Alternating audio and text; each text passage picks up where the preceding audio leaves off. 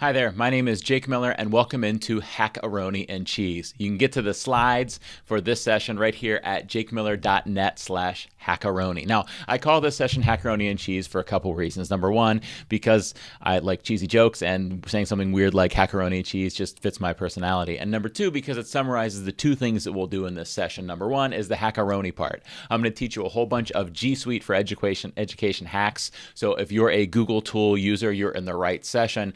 And in this session, you're going to learn how to use those G Suite tools like docs and slides and things like that in ways that you might not have known you could use them. So some hacks for using G Suite tools. So that's the HACKaroni part. The other part, the cheese, is I like cheesy jokes, and I tend to be a dad joke teller. So I'm going to share some of those during this session. Actually, let's start off with one. You ready? Knock, knock. Did you respond? Let's try it again. Knock, knock. Are you seriously asking me who's there? I just told you my name is Jake Miller. It was just on the last slide. Jeez, guys, come on. Pay attention. You got to focus when you watch these virtual sessions. Goodness, my. Also, by the way, before I get into the session, did you know that I was named after Alexander Hamilton? Yeah, it's true. He was named in like 1755, and I was named in 1980. I was named after Alexander Hamilton. Did you eye roll on that one? Sorry. Should I start talking about some technology? Maybe that would help instead of the cheesy jokes. So as I said, my name is Jake Miller. You could find any resources from me, including all the GIFs that you'll be seeing during this session at jakemiller.net. You can connect with me on social media at jakemillertech. So if you have some questions about some of the things I go over, or if you try them out and you want to share with me about them, you could reach me on social media at jakemillertech. I also am the host of the Educational Duct Tape podcast, where we focus on educational technology tools that we could use in the classroom to solve teacher problems. And you can learn more about that podcast at eduducttape.com. Now, as I mentioned before, the slides for this session are at jakemiller.net/HACKaroni, which you can see right there highlighted in blue.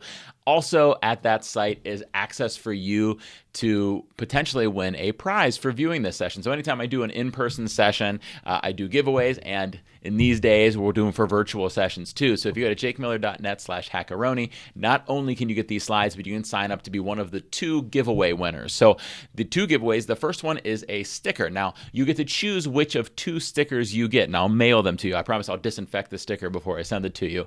But you're going to choose which way you pronounce the file type .gif. So those animated things that we send out to people with Michael Scott from The Office, or cute babies or things like that you send to people to react to things in texts or tweets or emails or whatever it might be.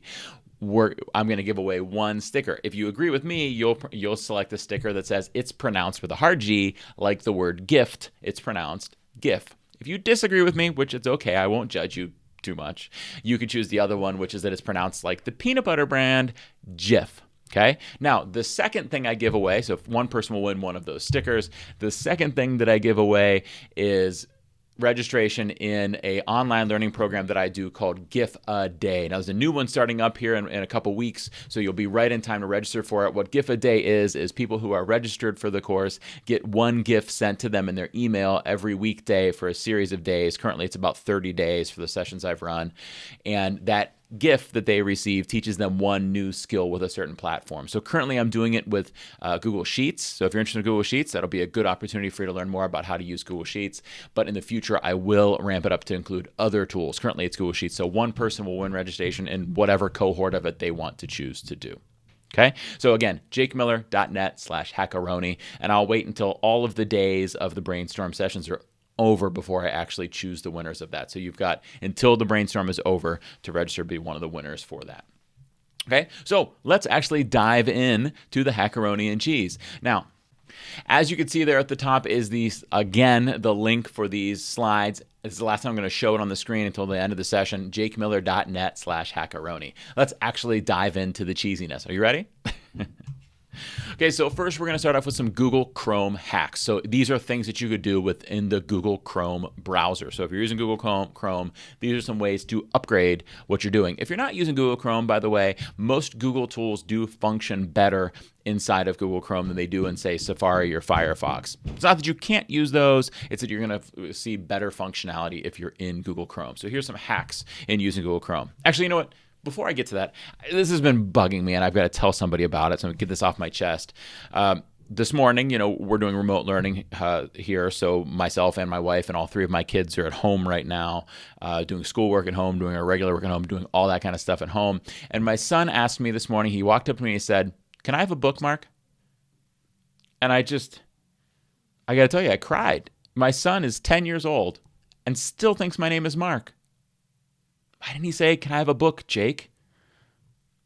Oh, gosh.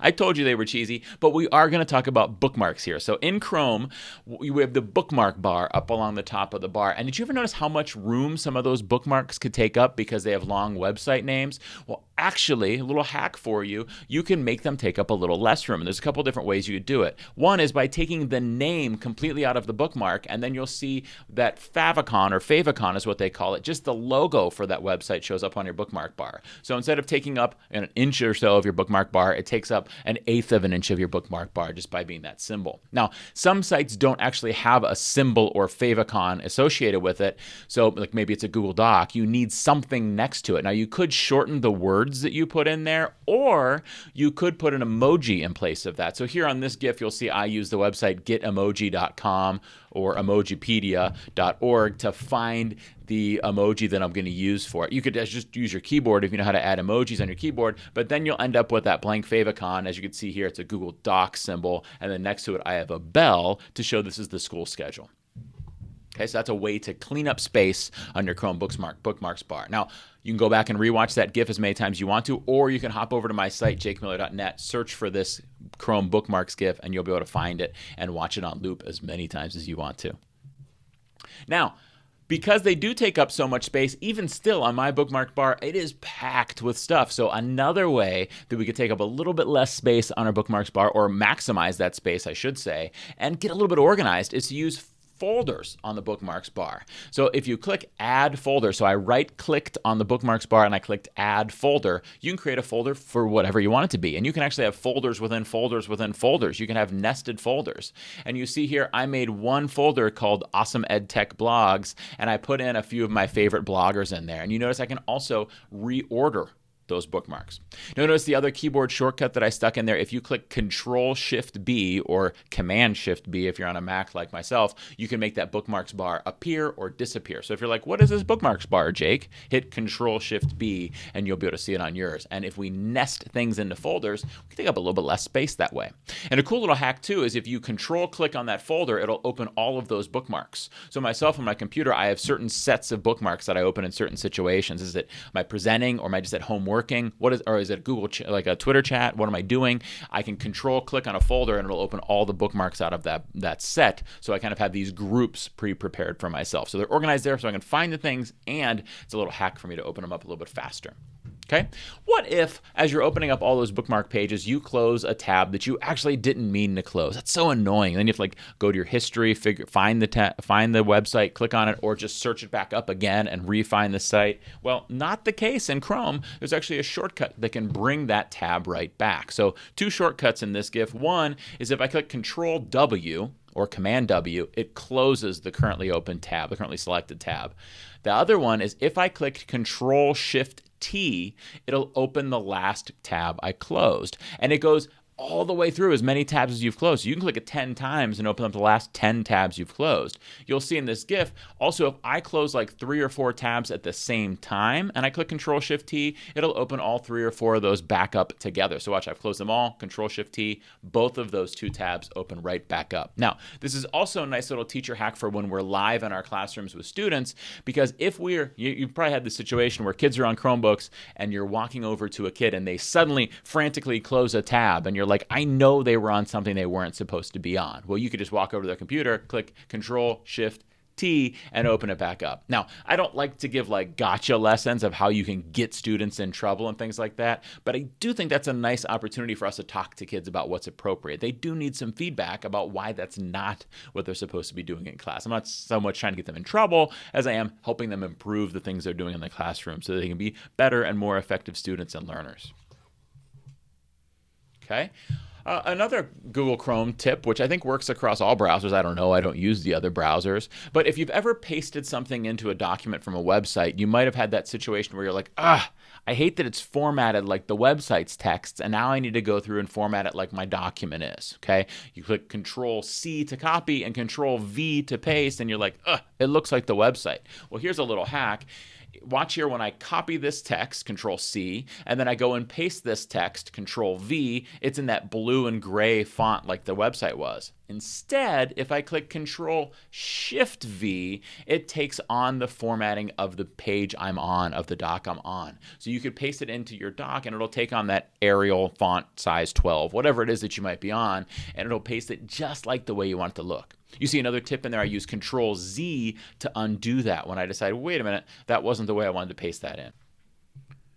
Okay, that does it for Google Chrome tips. Let's move on to a different set of tips. First, a question for you though. Do you know where people who work at Google park their boats? They park them at the Google Docs. Ooh, that's super cheesy. Whew, it's a stinky one. Let's move on now to Google Docs hacks. So a couple hacks in Google Docs. Do you ever notice that on your phone, when you're typing things in, sometimes it completes the words for you, and when it's right, it's so convenient because you don't have to type the entire word, like especially if it's a long word that might be difficult to spell. Well, in Google Docs, it does this as well, but you can also train it to do things that are certain sets of text that you type regularly. So you'll notice if you type in Google Docs, parentheses C parentheses, it'll automatically change that to the copyright symbol with a circle around it. That's because it's a piece of auto text that's in Google Docs by default. Now you can add your own pieces of auto text. So I used to have one when I was a classroom teacher before I was a technology integration coach, where I would be making worksheets and I normally put name, date, and period at the top. So I taught Google Docs that when I typed NDP to put in name, date, period, and to put the whole set of text in there. Recently on the Educational Duct Tape podcast, Caitlin Tucker was my guest, and she was saying when giving feedback in the classroom, we often end up saying the same things to students. So why do we retype those every time? So she said she often found herself when she was in a language arts classroom typing awkward phrasing into the students. So she trained Google Docs that when she typed AWK and hit the space mark or space bar, it would replace AWK with awkward phrasing. So she was saving a couple seconds every time she had to type that in. It's just a couple seconds, but if you pile it up across a bunch of times typing it, get pretty handy. So here's how you do that. You click on Tools, and then you're going to go down to Preferences, and under Preferences is your text replacement options. So on the left, you type in what you want to type, and on the right, you type in what you wanted to replace it with. So you saw I typed in NDP, and it'll put in name, date, period. Unfortunately, it doesn't do capital letters. I really hate that it doesn't do that. So I sometimes have to go back and add in those capital letters. So you'll see Jake Miller Tech, I had the J, the M, and the T capitalized, but when I pop them in, they're all lowercase. So that's a little annoying factor here. I also like that it's a little bit tedious to put emojis into a Google Doc. So I put in one here that was hashtag LOL, and when I type hashtag LOL and hit the spacebar, it's going to replace it with that symbol. So this is how you do auto text in Google Docs. Super useful for creating resources where you type the same things over and over again, or for giving feedback where you often give the same feedback over and over again. Okay, another Google Docs hack. Doesn't it drive you crazy when you send a document out to students and you tell them to make a copy of the document to fill in their answers, and you just get a whole bunch of emails of them requesting access? It doesn't happen as much anymore because Google Classroom does this part for us, but you've probably been in a situation where you've sent out a doc as can view to a bunch of people and said, go ahead and make a copy, and people who don't really understand what they're doing ask you to share it with them. We don't want them to share it with you. You want them to make their own copy. And you're like, hit File, make a copy. Well, you can actually tell the document's link to do that. So if you take a link to a document, so this one I'm going to share it, I'm going to make it so anybody can view the document. I'm going to make it anyone with a link can view, save. I'm going to copy that link. Now, instead of that link, I'm going to take the end off the URL where it says edit USP equals sharing, and I'm just going to replace it with the word copy. And now when they click on that link, it's going to open it up and just already like if they've clicked file, make a copy, ask them what they want to rename the document. So that'll force them into making a copy. Now, I should note that some people, rather than doing this, actually prefer to change the link so that it opens up as a template where they can't ask you to share it, and then it asks them, would you like to make a copy of it and use this template? So that's another alternative option out there. I would recommend just Googling for that so you could find out how to send it out as a template instead of a copy. But I think this copy version works just fine. Here's another Google Docs hack. Have you ever put an image into a Google Doc and wish that you could format the way the text interacts with the doc a little bit, or with the image, I should say, a little bit differently? I know I have. I miss the way Microsoft Word used to do this, and I fully transitioned over to Docs a long time ago, but this is one of those features that just annoys me. You could choose a couple different things. You could either have the image be like by itself on its own line, or you can have the text wrap around the doc. And that's nice when the picture, wrap around the image. And that's nice when the picture's on the left or the right side, but what if you want the picture in the middle and you want the text to go around it? Well, the way that will happen is it will literally go partway up to the picture, and then it'll start on the other side of the picture, which nobody wants to read it like that. But what if I'm trying to create like a nonfiction book, like a resource or a journal or a magazine or a newspaper style document? That feature is not in there. So here's a hack to do that. Notice when I put the image in the middle with wrap text selected, the text goes across the image. That's annoying. Instead, I'll add a table. I'll put the image in the center column of the table. I'll space the table out the way I want. Notice that one set of text is on the left and one set of text is on the right. And then I make that table have a 0-point border, meaning there's no border. You can't even see the border. So nobody knows that there's a table there, but there really is. So this is a little hack to make it so I can put text on the left and the right side of an image by using a table that nobody can see is there. Another alternative option is to leave the borders at 1 point or whatever they are and change them to white. So the borders are there, but nobody can see them. Another annoyance with images on Google Docs is that there's no way to add a caption underneath the image the way a piece of informational writing might have. You can add the image in, you could add text underneath it, but you can't make the text just be the width of the image. You could just be regular text from within your document without hitting enter and going down. And that's a little bit difficult in some of these situations. So one way to do it would be that table. Another way would be to insert the image as a drawing. So put it inside of the drawing, put a text box below the image, type into that text box, and then when you hit save and close, it adds it as if it's one big image. In reality, it's a drawing that you can go and edit, but now I can put it wherever I want with that caption underneath that. Another hack would be to do the table trick we did before, except have a cell below the image where the text was typed in. So that's two different ways you can go about doing that. Now, this is a hack that teachers love in Google Docs. Have you ever been typing comments to students and you wish that you could focus their attention on a certain comment within a certain element within your comments? Well, you can using this hack. Okay, you can make comments bold or italicized. In order to add comments, I'm going to highlight and click the Add Comment button, and you'll notice when I type in this comment, if I put the asterisk symbols around a word, it'll make it bold. If I put the underline symbols around a word, it'll make it italicized. I know it seems like it should be underlined, but it's italicized, which is the way it works. I'm sorry, all right? And if I put hyphens around a word, it'll make it strike through. Now, I don't know why you'd ever want to do strike through text, but it's pretty cool. All I got to do is put it before and after, and when I make the comment, it'll actually show up bold, italicized, or strike through. Now, it doesn't have to be just one word at a time. You could actually start the asterisk at the beginning of the comment and have an asterisk at the end of the comment, and then your entire comment will be bold. It's everything in between the two symbols: bold, italicized, and strike through. And I, again, probably won't use strike through very much. I wish that underline was in here. It's just not. This is an old piece of web coding language stuff that used to be in there. It just happens to work in Google Docs. It's not like an intentional feature that Google built in here. It's just kind of something that used to work on the web, and so it works within comments as well. Okay, so let's look at another Google Docs feature that's especially helpful if you're teaching in a blended learning setting, or right now in a remote learning setting where you're sending out a lot of Google Docs. If you've got to grade those Google Docs, it can be tedious to find lots of student answers in Google Docs. So I'm going to show you a couple different hacks for doing that.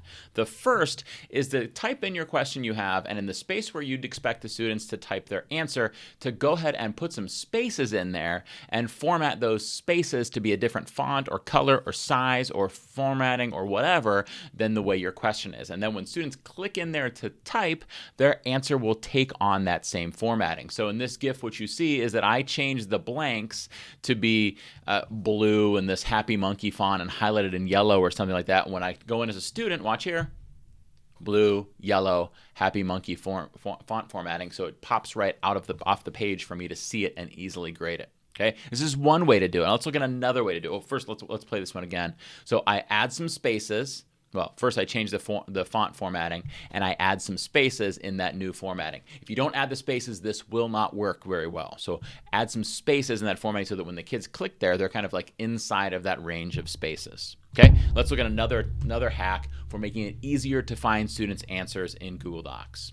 Okay, and this is to actually add in a table. So different people do it different ways. One is to add a 1-by-1 table for just the answer.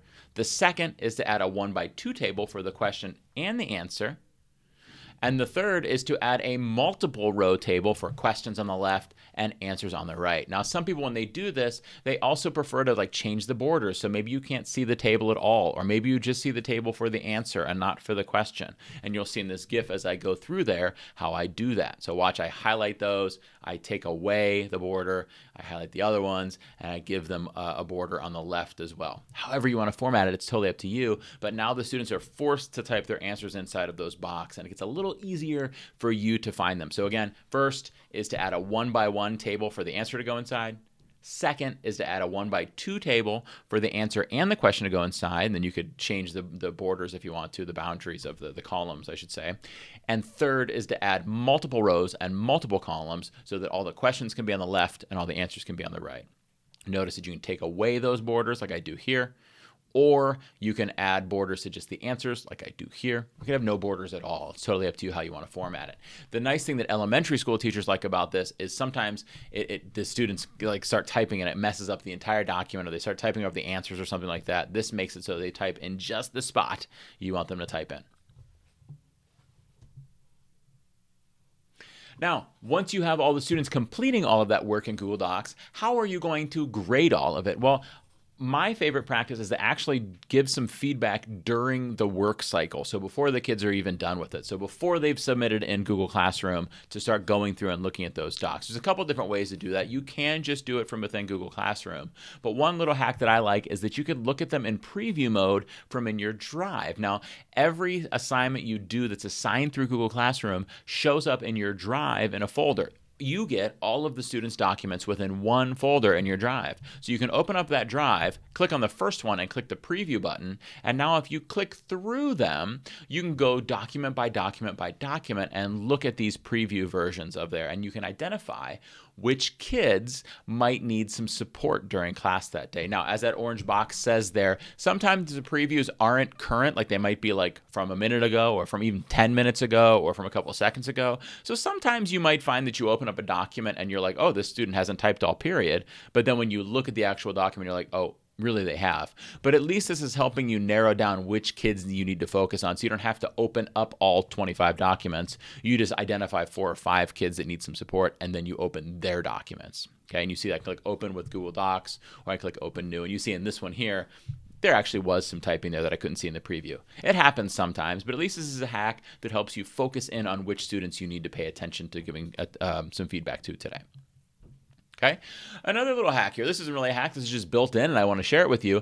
What if you have a Google Doc, it's all in English, and you need to translate it for maybe a parent or student that speaks a totally different language? Well, Google has built in a translation tool, and this is a gift from Google, not from me. And you'll see that once they have the doc open, they'll click on Tools and then Translate Document, and it'll ask you 2 questions. What language do you want to translate it to, and what file name do you want to give to this document? And you see by default it's translated copy of mobile commerce was the name of this document. And now it's a completely separate document. So it's not translating your document, it's making a copy document that is translated. So it's a nice way to provide translated newsletters and things like that to students or families that need them. By the way, we're almost done, and I think after this session's over, I might go to the playground. Do you know why I crossed the playground? To get to the Google slide. Oh, these are bad jokes. I should call this HACKaroni and bad jokes, not HACKaroni and cheese, right? Quick Google Slides tips. So some Google Slides hacks.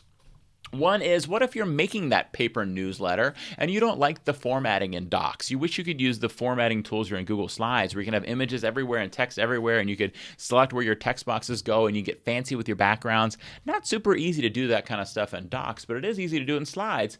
But yet, Slides isn't paper shaped, right? It's like shaped like a 3x5 index card or something like that. Well, you can actually change the size of a Google Slide by going to File, Page Setup, and then you could select Custom, make it anything you want. So if you want an 8.5 by 11 inch slide, you could do that and then format your newsletter or your handout or your worksheet or whatever it might be and prepare it just like it's on paper and then print it out paper size. And you can see you can make it anything you want. Another Google Slides hack. I used to teach from a smartboard in my class, and I loved that in Smart Notebook I could easily put up timers on the screen for my students to do activities, and that's not built into Google Slides. So I'm going to show you two different ways to do that. The first is to add a timer YouTube video. So watch, I'm going to click Insert, and then Video, and then I'm just going to search for timer. Okay, I could search for a certain amount of time, so I do 20-minute timer, and there's a timer right there. Click to add it into the page, and now when I'm in present mode, I'll be able to click play on this timer and have it go for 20 minutes. Now, I do recommend screening the timers you use. There are some that end with like a bomb sound or like a warning like fire drill sound that would probably scare your students, so you probably don't want to do those. You do want to make sure that the content in the videos are appropriate, so just, scrub through them and check on those timers before you actually use them. The nice thing too is, what if you were planning on a 20-minute timer and you actually need a 19-minute timer? Well, do the 20-minute timer and then just slide it in 1 minute and start it from 19 minutes. It's just a YouTube video. You can start it wherever you want to. Okay.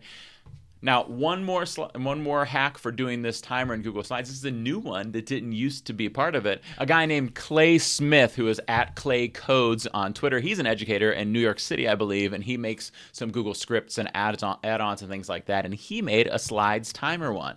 So watch, if I have this extension installed, it's called Slides Timer Extension, which you can get from claycodes.org. Click on it, and it is set up so that you can run timers in your slides. Now, this won't work on somebody else's computer unless they have that extension too. So there's three different things I could do. I could do a countdown timer. I could do a count up timer, and you see how you format these. And I can also do a current time, so that it'll show the current time up on screen. By doing that and having the extension installed, when I click present, it's going to automatically do that.